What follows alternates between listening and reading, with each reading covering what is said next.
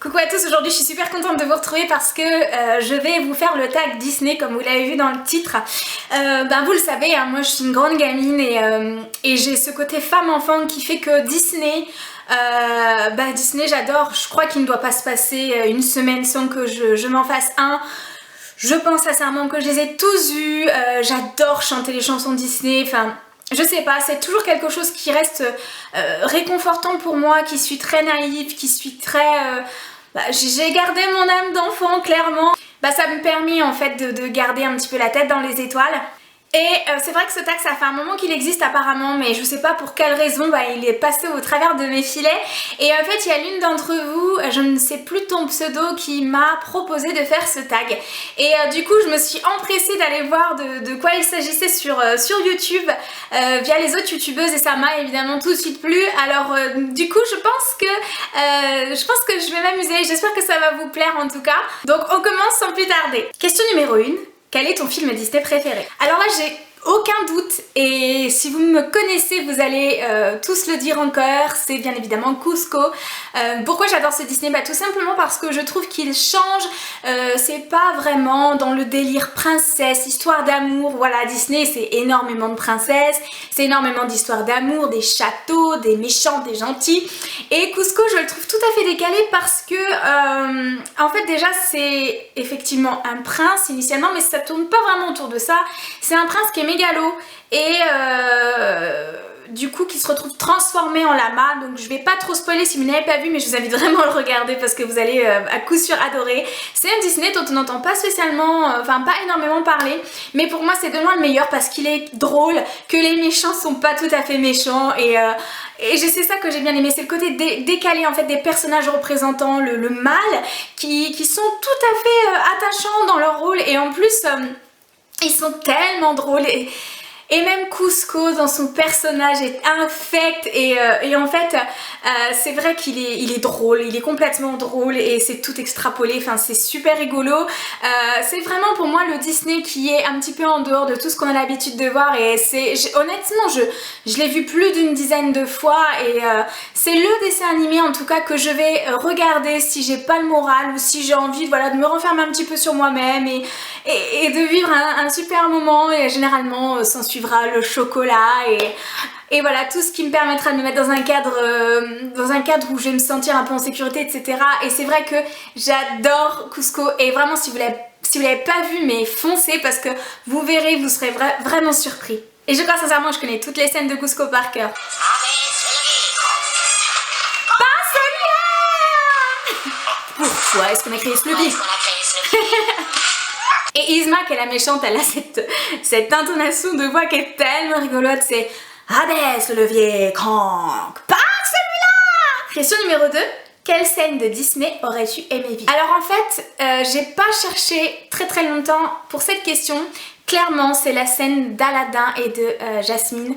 Yasmine ou Jasmine? Jasmine, quand ils sont sur le tapis volant et c'est tellement joli et plein de romantisme pour une fille fleur bleue comme moi. C'est pour moi la plus jolie scène. Ce rêve, je n'y crois pas, c'est merveilleux. Pour moi c'est fabuleux. Quand dans les cieux nous partageons ce rêve bleu à deux.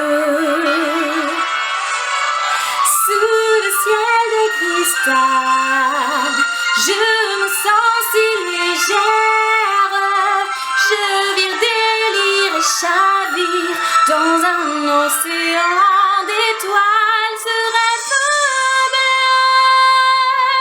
c'est un voyage fabuleux.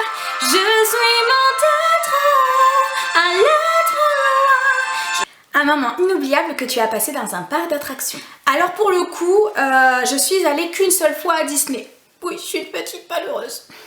J'ai eu l'occasion d'y aller qu'une seule fois et c'est c'était en 2007 ou quelque chose comme ça, et ça date un petit peu, et je vous avoue que pour le coup, bah, c'était pas génial. Alors non pas que l'atmosphère Disney m'ait pas plu, mais j'étais avec une personne qui était très sportive, qui avait le pass, et qui était au taquet, et je crois que le principe du pass, parce que j'ai rien compris à l'histoire, c'est qu'il faut passer à une certaine heure, enfin il y a tout un mécanisme, et du coup on a passé notre journée à courir, et du coup j'ai pas du tout kiffé parce que j'étais déjà grosse et j'étais toute transpirante et fatiguée à la fin de la journée. Donc bah, j'ai pas de super souvenirs à Disney. La seule chose que je sais, et là vous allez me détester, c'est na na na na na na na na na na na na na na na na na na ta na.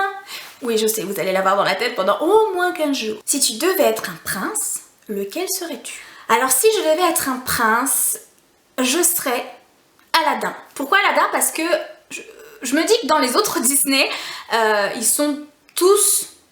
Ouais, ils sont déjà tous princes, à part, on va dire... attends, dans quel Disney il n'y a pas de prince? Enfin, on va dire que dans les princes, ouais, je serais Aladdin pour la simple et bonne raison que lui, au moins, il galère. C'est un petit peu le clochard qui devient bourgeois. Et en fait, il galère parce que à la base, bah, c'est un voleur, c'est un vaurien, c'est un brigand, d'ailleurs, comme le dit la chanson. Et il finit, bah voilà, par trouver un bon parti qui est Yasmine. C'est horrible de dire ça comme ça, mais en gros, il devient le prince Ali pour courtiser la demoiselle qui est d'un autre rang social. Et du coup, bah, je me dis que lui, au moins, il a du mérite. Il est pas né avec une cuillère en argent dans la bouche, et du coup ce serait Aladdin parce que c'est une attention sociale, oui, donc là on va un petit peu trop dans la philosophie. Si tu devais être une princesse, laquelle serais-tu? Alors si je devais être une princesse, j'hésite parce que il y en a quand même plein que j'adore, mais alors... Du coup, je vais laisser dans Aladdin parce que Yasmine, je crois que c'est la princesse que je trouve la plus jolie et c'est celle qui me plaît le mieux. Mais j'aime énormément Ariel aussi, donc on peut pas en choisir deux. Et ben j'en choisis deux, tant pis, je triche, je serai soit Ariel, soit princesse Jasmine. C'est Yasmine ou Jasmine? Jasmine. Soit Ariel, soit la princesse Jasmine. Question numéro 6, à quel personnage Disney ressembles-tu? Je suis pas sûre qu'il y ait un personnage Disney qui me ressemble. À la limite, on pourrait dire la princesse de La Princesse et la Grenouille. Physiquement, quand je suis brune, entendons-nous, mais sinon, physiquement, je sais pas, à Balou. Question numéro 7. Si tu devais choisir un personnage Disney comme meilleur ami, qui choisirais-tu? Et ben en fait, j'en choisirais deux. Voilà. Et je choisirais Timon et Pumba. Et pourquoi je choisirais Timon et Pumba? Parce qu'ils me donnent la pêche et parce qu'ils sont super drôles et complémentaires. Mais quelle phrase magnifique! Hakuna Matata. Quel chant fantastique. Ces mots signifient que tu vivras ta vie.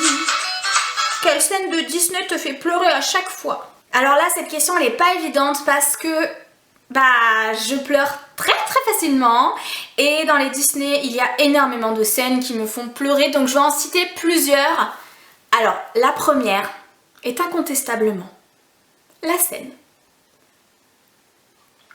où le papa de Simba se fait tuer. Alors oui, je le sais qu'il va se faire tuer, moi je suis là, je vis le moment, je suis là, mais non, fais pas ça, tu vas mourir, tu vas tomber de la falaise. Et puis quand Simba il est là, papa, et puis qu'il se met sous sa grosse patte, et moi je suis là, je chiale comme une débile, alors que je sais ce qui va se passer après, je sais qu'il va mourir, mais je suis là, je vis le moment et tout. Sinon il y a cette fameuse scène aussi, où Bambi perd sa maman. Plus récemment, il y a une scène qui à chaque fois me fait ce truc dans le cœur où je sais pas, c'est comme si j'avais un pic d'adrénaline qui...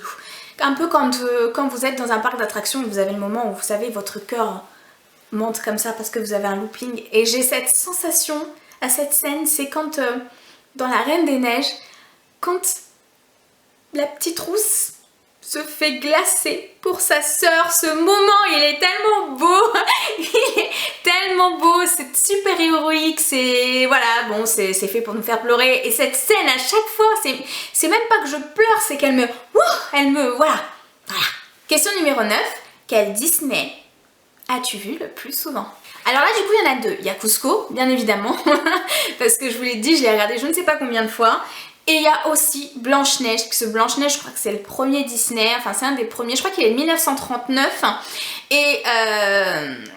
Et Blanche-Neige, pour moi, c'est le truc rétro, c'est le Disney, ça représente pour moi le Disney avec cette espèce de son en décalage, la princesse qui n'était pas vraiment jolie, Blanche-Neige elle n'est pas jolie dans le dessin animé initial, elle est tout à fait classique, puis elle a cette façon de... Je sais pas, le dessin à l'ancienne, c'était vraiment du dessin Disney et il a quelque chose en fait en nous de Tennessee.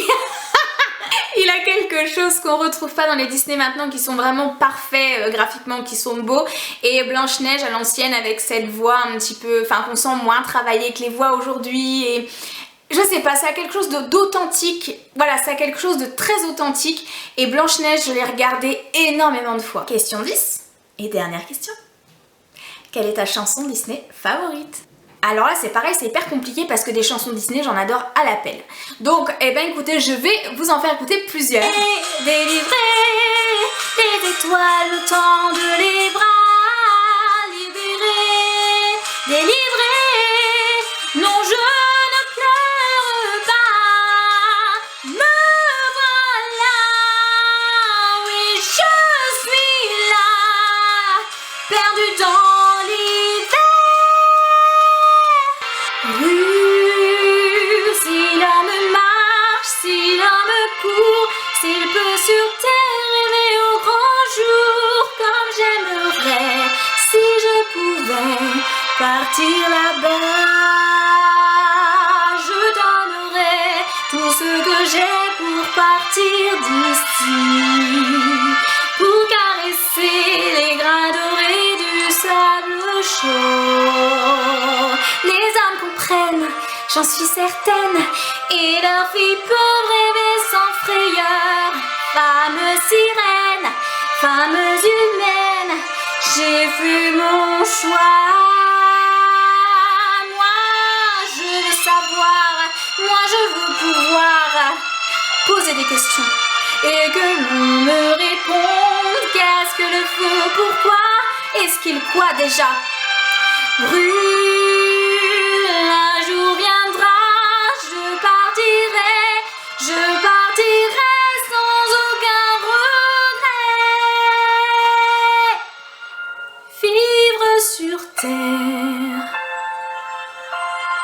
loin de la mer, partir là-bas. Peux-tu peindre en mille couleurs l'air du vent? Peux-tu peindre en mille couleurs l'air du vent?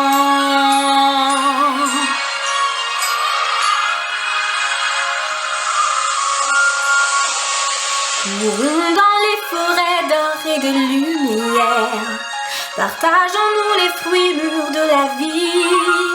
La terre nous offre ses trésors, ses mystères. Et voilà pour cette vidéo, j'espère sincèrement que ça vous a plu.